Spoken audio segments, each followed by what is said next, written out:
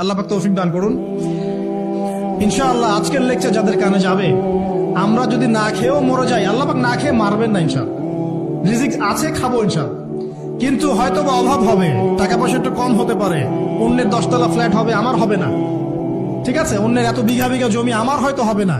কিন্তু ইনশাআল্লাহ তাআলা এই যে দুনিয়ার মুসাফিরের জীবনটা, এটা মুসাফিরের জীবন না, মুসাফিরের জীবনটা কেটেই যাবে ইনশাআল্লাহ। কাটবে না? যে কোনো ভাবে কেটে তো যাবেই ইনশাআল্লাহ।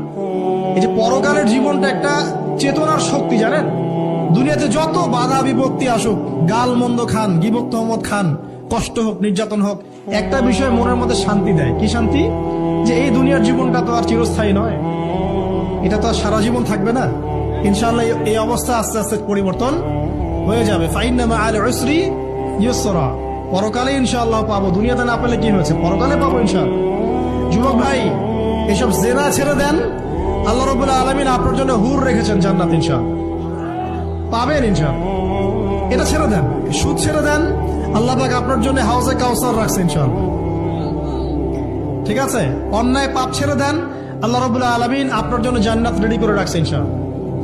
এই দুনিয়ার জীবনটা ধোঁকা, একটা ছোট্ট জীবন, পুরা ধোঁকা।